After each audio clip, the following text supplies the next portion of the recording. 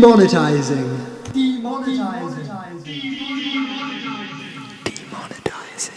Suddenly, it's like the coolest thing to talk about.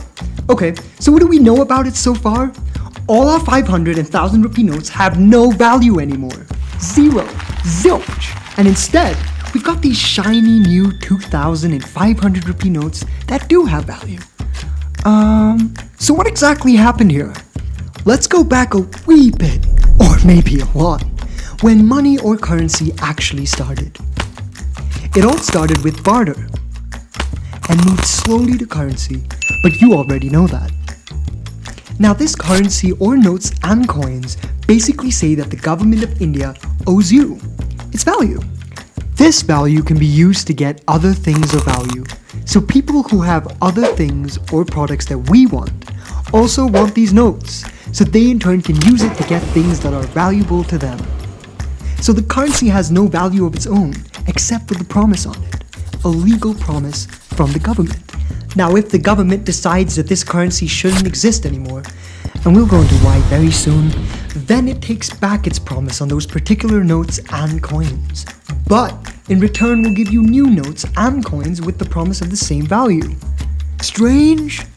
Not really, because the value you have is still the same, but the currency is just brand new.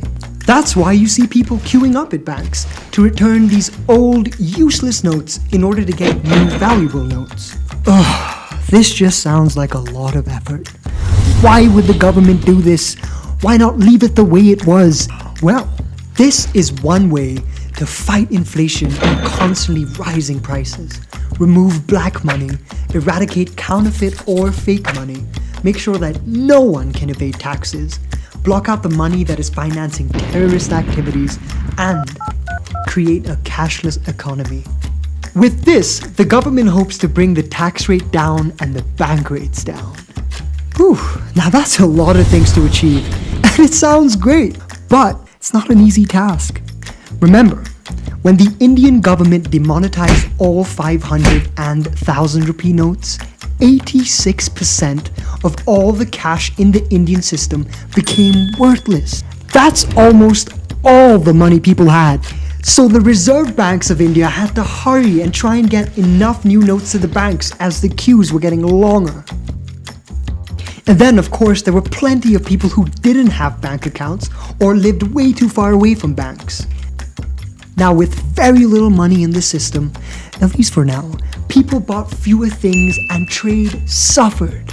The good thing, however, is that those people with huge sums of black money had to now convert their money at banks, which meant they have to show it to the government. And then,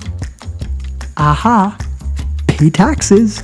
But of all the black or ill-gotten money, cash is a very small part. If this government wants to stop this black money, it'll have to do a lot more.